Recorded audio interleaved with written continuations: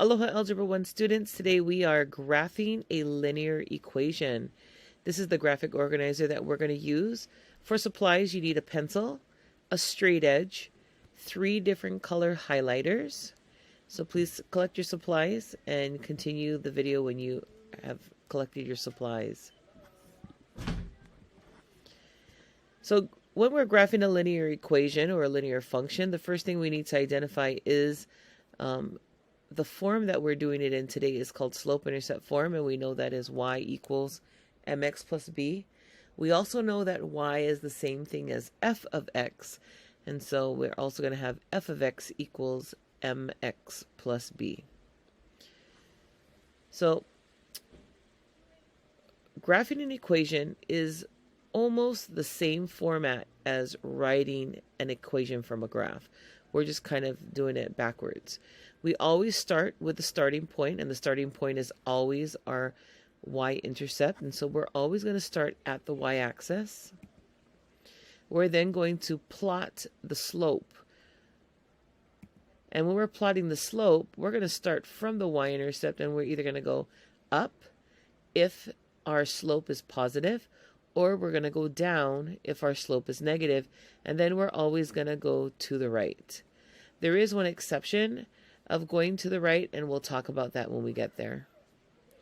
Once we have plotted our y-intercept and our slope, we're then going to connect those dots with our straight edge, and we're going to connect it through the graph. Remember that when we're drawing lines, lines go on in forever and ever and ever, and they're not segments, and they go through the graph. So make sure that you are making your line through the graph.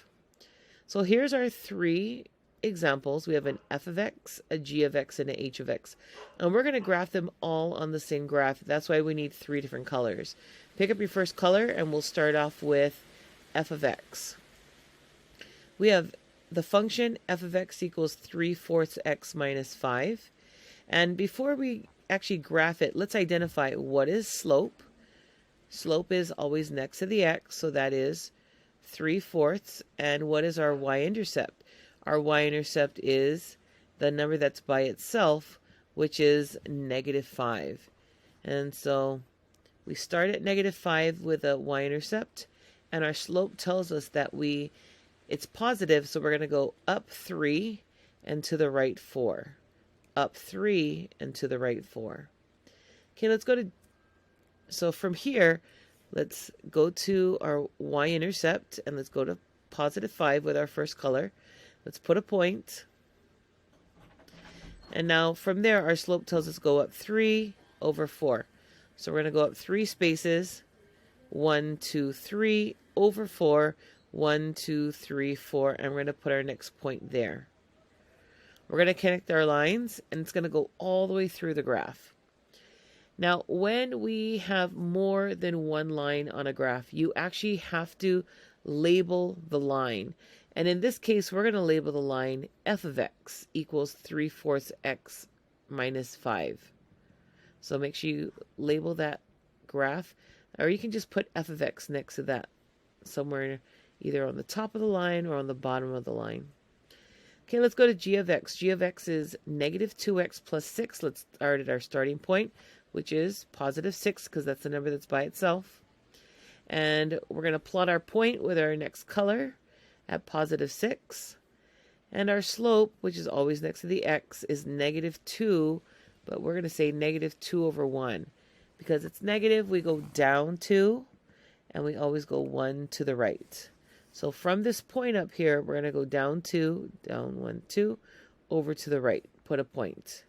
Down 2, over to the right, put a point, and then we're going to connect our line all the way through. And again, because we have more than one line on this graph, we're going to label it. And I'm going to label it with g of x, g of x. Okay, lastly, we have our h of x equals 5x plus 8.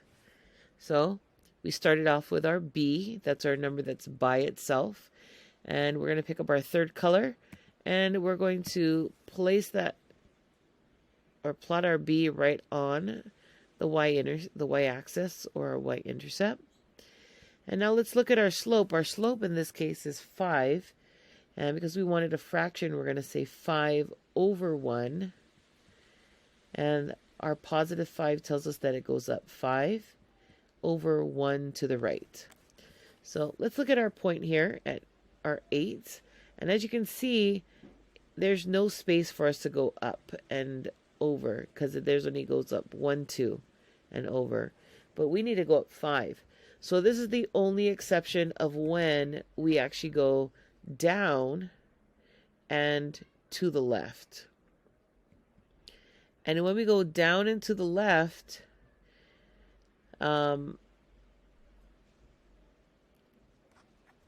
going to start at the point and we're going to go down 5. 1, 2, 3, 4, 5. 1 to the left. So if we're ever going the other direction, make sure that your right also changes to the left. So instead of going up and to the right, we're going down and to the left. And then we're going to take our straight edge, connect our line all the way through, and we'll label it as h of x.